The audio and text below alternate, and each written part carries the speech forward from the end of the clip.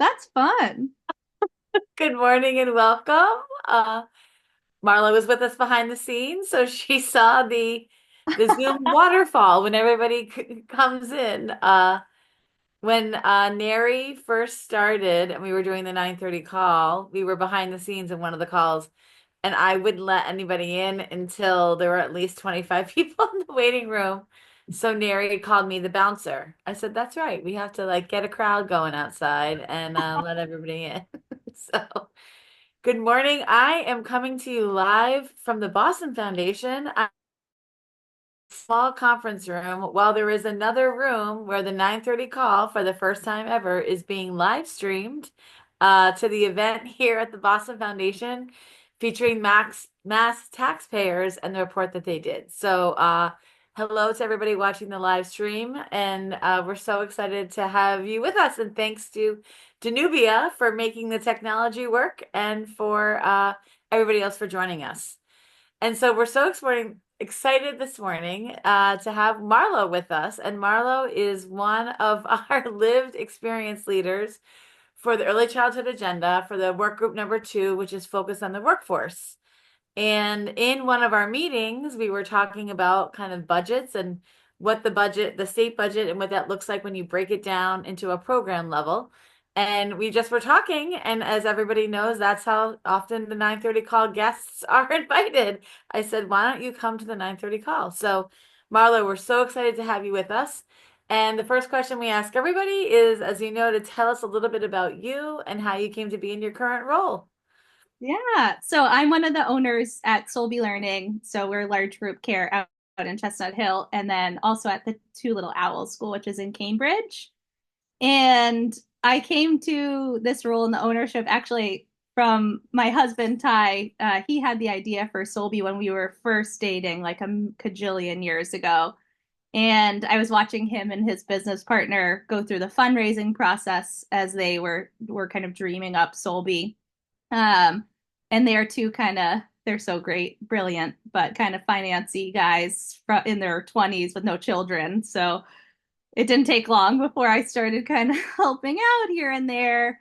My background's I've always worked with kids in education, and then also I have my master's in developmental psych and a BA in psych and studio art. So again, everything kind of just fell into place, and I helped them from day one building the school. So I was in SolBe when it was originally a city bank. It had previously been a Blockbuster, but I was in there, ATMs kind of hanging off the wall, and I watched it and helped grow it to what it is today, which is a beautiful, thriving community. I love working as a lived experience leader with strategies for children. I'm really passionate about our teachers and helping push forward a thriving wage for early educators in mass. That was one of the kind of pain points when we were starting the school. How do we make our people feel valued and also, as Amy says, manifest abundance for them? I'm super passionate about wellness also. So I'm an IIN health coach, and I run the nutrition program at SolBe. So it's really a whole holistic approach at whole school. So that's kind of fun. Most important job is I'm mom to now 2-year old Archiekins. And he goes to our school, which has been kind of given me a whole new perspective. And So Marlo, why don't what happened this morning on your way on your big 9:30 call oh, debut? What my happened? 9:30 call debut. I've been, going all morning, all frantic, and of course, Archie threw up all over the car on the way to school. So he can't go to school today because I do follow our rules. So yeah, my hands smell like vomit, and life is good. Life is very good. Happy to be here. Great. Um, Thank you. yeah. So anyway, I'm really excited to talk about what Amy and Marissa and I were chatting about was this kind of uh, misperception that we've noticed. So we are trying to be pretty radical in our transparency with our team on the financial performance of our school. And so a while back, we were doing a PD day on finances and money with our whole team and all our teachers, and we played Price is Right with our team to have them guess what, we were spending annually on certain big buckets or even smaller buckets. And it was bananas. It was a very stark kind of awakening that there's a huge mismatch between what people think and what is actually happening. And I think that happens a lot for our families also, for our teachers, and definitely kind of in general. I talked a little bit about this when I spoke at the State House too. Just there's so much to go into it to create something really high quality. So, anyway, I thought it would be fun if we did something similar today, if that's okay, Let's Amy. do it. Okay, cool. I'm gonna pull up my slides. Let's see if my technology skills are I mean, available. you've already had quite a morning, but as we said, this is the hardest part of the 9:30 call, getting the slides up. Oh yeah. And is this the same exercise you did with your staff, your team, right? Yeah, so these are a lot of the same questions. I'm going to show you guys a little bit, just in case people don't know SolBe or TLO. I'm going to give a little Great, background and then we'll jump right in. great. So, just so everyone can kind of be on the same page. Now, let's see.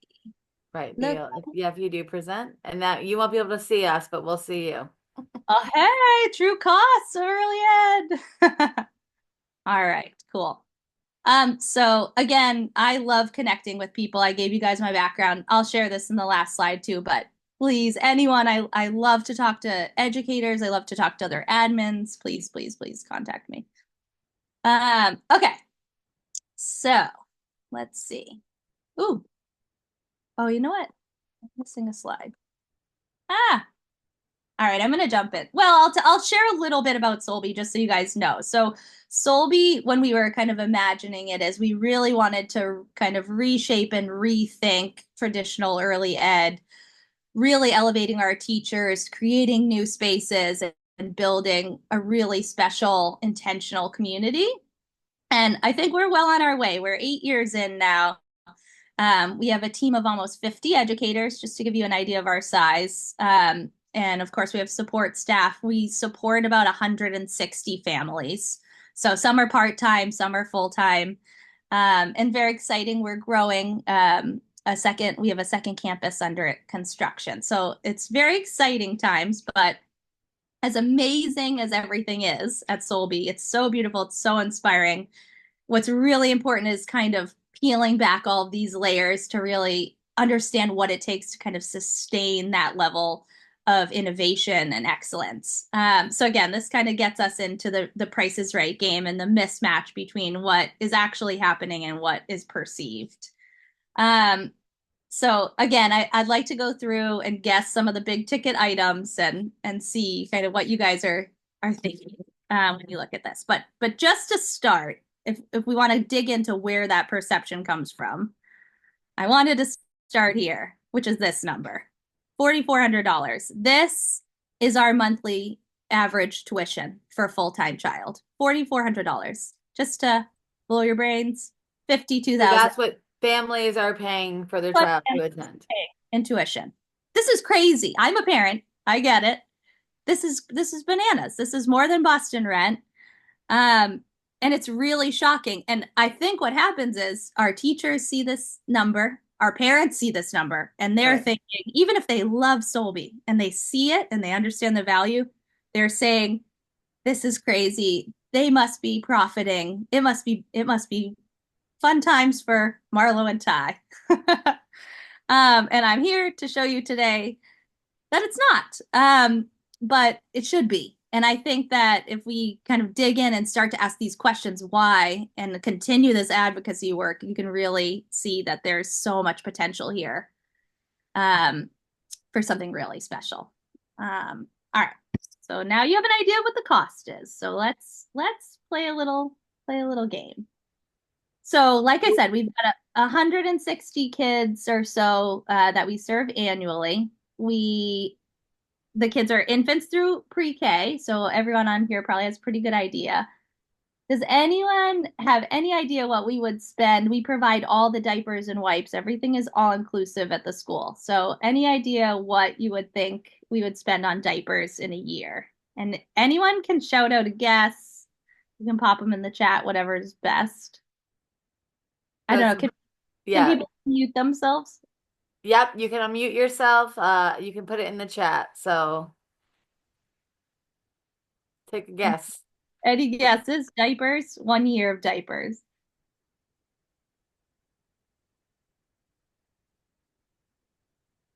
Someone check Okay. chat.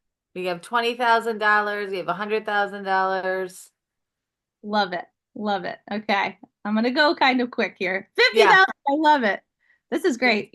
So I also want to know we're lucky. We have a partnership with Kudos, which is an amazing company that was MIT founded. So we get a little bit of a break to provide something really sustainable, but we spent $10,850 last year.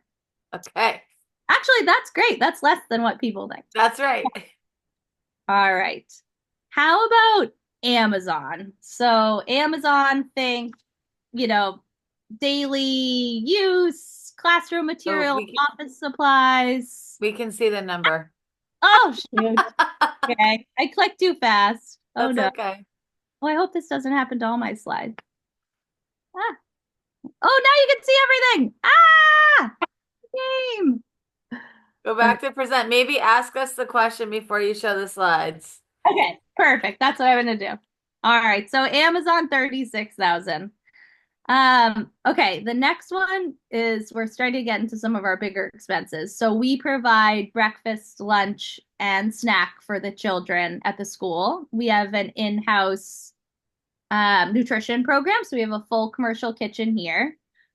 We source a lot of our food from local farms, so there's some cost efficiency there. But what would you imagine for that number of children would we spend on food? Any guesses? Let's see. We got 75,000 from Cat. I'm also included in the food and nutrition is we have an amazing chef who runs the kitchen. So his salary's in this figure also. Any guesses? More than 100,000.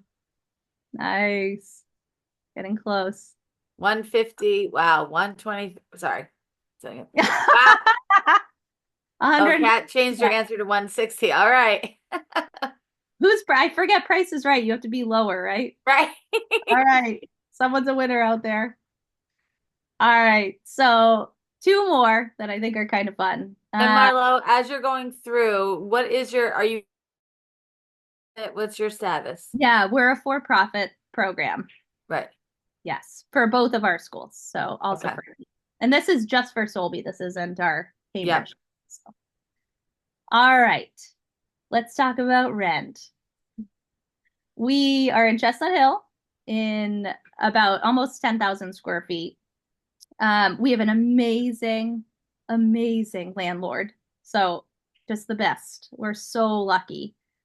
But rent's one of our obviously our largest operational costs. So what would you imagine a school like SolBe in Chestnut Hill would pay in rent annually? So we got a 120, no, 125,000 Cat. Yep. Love it, Kat. Thanks for the 175, 200K. good guesses. Anyone else? All right, here we go. Wow. Oh, 540,000, $500,000 with an amazing landlord who was really a partner for us. So bananas. All And right. that's only for the school. That's for the That's one for in one school. This Chestnut is Hill. for our Okay. one. Yep, that's it. So that's that's a big one, as most people would probably guess, or anyone who lives in the Boston area. But easily the most significant investment that we make is our team. And I said that again when I spoke, and all the work I do to advocate, it's all for our teachers. So we really want to practice what we're preaching. So I'm curious if anyone has guesses what our labor cost would be in 2023. We have nearly 60 people on staff. That includes administrators, um, support staff, educators. Are the kitchen's pulled out of this figure, but everything else is all included. And I want to make a little note, which I think is important. Some of the big, chains, big schools, their leadership team might make I've read some crazy figures like 60 times the average educator salary. When you're making your guesses, our leadership team on average makes 1.4 times the average educator salary.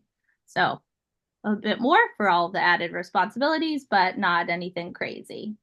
So 62 employees in total for labor in a year. Any guesses? We got a 2 million and a thumbs up for that. Yeah, thumbs up. Let's go. I'd like to make it three. All right. Any Any other other guess? guesses? 3.5 million, That's where we're going. I like that. I don't know. I can't 2.5 million. more, Thanks more, to more. everybody who's playing along in chat. We appreciate that. I know it's great. And we see you at the live streaming room. Titus is there. Hello. Thank you for the wave. Okay. Marlo, how much is it? How much is it? 1.9. So great guess on the 2 million. That's great. That's great. I love it. Okay, so to kind of wrap up, oh, oh And no. Marlo, when you did this with the team, what was the reaction? People were shocked because again, they have that tuition number in their mind. And it's high. It's shocking. Right. It's college. That's how much college costs. $50,000, right? So, well, I don't know, now more. But yeah, they have a number in their mind. Our team and they it was really a valuable exercise. And we showed this graphic also. I think this graphic's really powerful. Because you can see kind of the inflow of tuition in this, the tuition bucket, this C3 grant. I'll talk about that in a second because that saved us. It's amazing. All of that flows in and then it all flows out. If you everyone see that little 2024 skinny line at the bottom, that's the Yep. profit. That's the profit margin. Um, and to me, And it's really stunning, and to our team too. I mean, I think you can really see the like heart that you need and the passion that you need to do this work because it's really challenging. And then also, I think it showed us we needed the government grant to sustain. right, And our school, like I've said before, we were well capitalized. We fundraised when we opened. The our CFO and my husband Ty, the other owner, they come from finance. They come from business. They know how to operate and how to maneuver when things like COVID happened. And I think there's just so many programs who don't have the benefit of that background. And in right, that way, like this is the reason why I'm so excited to work with Strategies for Children and advocate and for us to live in Massachusetts where there's actually access to this. The kind of model program that inspired this whole idea was in Minneapolis. And I think it was really easy to see some of the pain points early on in that state. So there's so much good happening.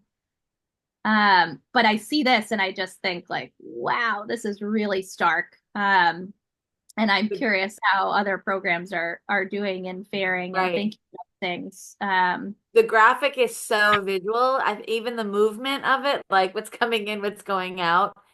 And so, a couple of questions that come through so are there any subsidized children coming to any vouchers?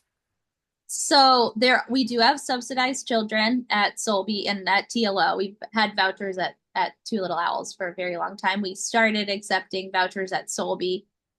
We have a very limited capacity to accept vouchers because of the reimbursements of the subsidy are so much lower than our tuition. Right, It hits a point where it's not like we need to be viable in order to run. And this is the other thing that was kind of the big conversation with our teachers is we need financial viability in order to do all these things. And we really need it to make any kind of innovations. I mean, right, to do anything different, it's impossible to do it without funding and without the kind of financial backing. So we do accept vouchers.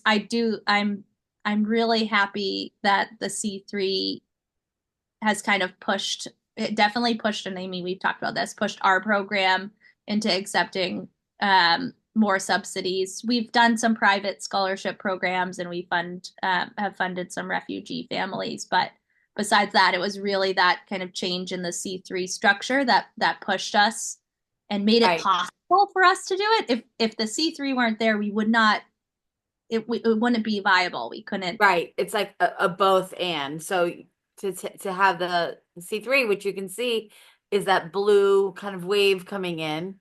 Mhm. And you said 160 families.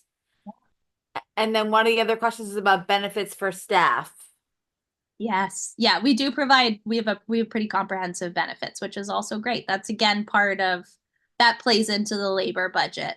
So obviously health insurance, we contribute to 401k, we have dental and uh I really Oh. wanted dental insurance. We finally got it, all of us. Um yeah, so that's full comprehensive benefits for anyone who's full time. Part-time educators don't have benefits. So I don't know if that's And the watch party wonders what the educators' salaries are, and do you have a range that you can share with us? yeah. So we have like an apprentice lead educator structure in our classroom. So the lead educators are usually salaried, and they could be anywhere from 48 to 52 or so, when they're starting. And then we do try to annually, based on performance, give people raises. Our apprentice educators are usually hourly and they could be anywhere from 19 to 24, I think is the range that we're in now. I think, as we were talking during COVID, and we just had this conversation this week about this tension between understanding kind of the family geographics, so like who's coming to your program. So do you collect any financial information about the families beyond what they're paying in tuition? So we do a little bit. We have a scholarship program, so we get some financial information from that. And that's like an internal program so that and the commissioner has talked about like how do we count that? How do we value that if programs are basically subsidizing families in their program? Right, right. And we have to. And it's interesting kind of there's a balance between wanting we have a kind of we have to be 90% enrolled to be even. You have to be 90. 90% enrolled. Right. And we know that most budgets are based on 100% enrollment, right? But and kind of then you always are going to be short because there's always a turnover in a slot, right? Yeah, of course. And so there's a balance between, and again, it's like mom math. I don't know, everyone. I'm always like Right. calculating out how many, like if a seat sits open for how many months, at what point does it make sense to offer a scholarship Right. to a To family have who somebody in the really spot. believes in our program and who wants to be here? Like the Right. value of that is also really high. That's right. It's a double bottom line, right? Like, so what are the ages of the children that you serve and your license capacity? Yeah, our license capacity, let's see. It was 88. We opened another classroom 2 years ago. We expanded into the space next to us. So I think we're at, let's see, 88 plus 9, so 97 is our Okay. capacity now. We have one infant classroom and one, two, three, five toddler classrooms. We split into younger and older toddlers and two big preschool classrooms, a preschool and like a pre-K. But we're branching, our whole school is basically splitting, and we're going to have a campus of infants and younger toddlers and a campus of older toddlers and preschools. And then do you have a wait list? We have a wait list for the infant classroom. I'm sure everyone gets that. Right. And then our older toddler classrooms are full. And I don't think if we have a preschool wait list, it's small. But I don't think we have a preschool wait list at the moment. And this is in Chestnut Hill, which is that considered Newton or is it You're Brookline? in Boston. Boston. Okay. Because I got so then Boston children living there could go to Boston, you know. It's all split. We have families that can go, depending on where they live, they could go into Right. B, they could go into the UPK program. They could, we're like at the intersection of I was three. just gonna say, which is an interesting kind of proof point, like where a family's choosing. Edna shares, this is amazing what you're able to offer your teachers. Is there free public preschool? So it sounds like because Boston UPK, and you could be a UPK site for Boston, but Yeah, then you'd have to make sure the children are from Boston that you're serving. So, it's and yes. more Um, complicated than we realized when we were choosing our area. Right. This is part of the, yes. Well, Marlo, I want to thank you. First, this is something that we've been talking about, A, for having the courage to come on the 9:30 call and share all this information, because I think we've been trying to better understand all these different pieces. And just really want to think about, and thank you for coming, sharing that. I think that graphic is really helpful. So I don't know if there was a specific program that you used to make it, but I'm sure other people would love to know about that. Paula shares, we want to express our gratitude for sharing the private information regarding cost, tuition, budgets, and other. It takes courage to be transparent about these figures. As many owners hesitate to disclose their numbers, your openness demonstrates that we can and should run a profitable business. Thank you for setting such an example. Sarah Montoya says, I visited your program when it first opened. Oh, That shares, what an incredible presentation. Thank you so much. So Marlo, if you can share the slides and maybe if you know where you got that kind of graphic template to add that to a slide so folks can do that and I think inspire folks to do this with their own teams. Have you shared it with the families? no. And that's kind of our next level. Right. Then really it's been a shift for us having more transparency and clarity with our team because Yeah, then it's on the same page. And I think like that's right. understanding why things are so expensive. I think a lot of times we're just saying childcare is so expensive, early education so expensive. Right. Okay, that's great, but why? And what can Why? that's the, Or where's the money the going? yeah, getting Um, at it. So Thank you so much, Marlo. So we'll post the slides. I want to double down on Paula's message of gratitude for sharing this information. And we would invite other folks. We're happy to keep, whether it's a panel of folks or like a comparison. Again, not because I think sometimes we've talked about the misconception that people are not managing these numbers well. We know you are trying to manage the numbers are. There's just not enough of that wave coming in to help the wave that's going out. So thank you so much, Marlo. There's lots of love and appreciation in the chat for you. And Hey, can you hear us? we can hear you, TD.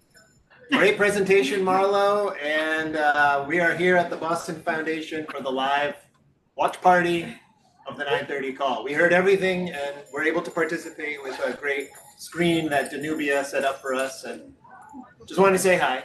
Everyone wave. Thanks so much. Thank you guys. See you guys.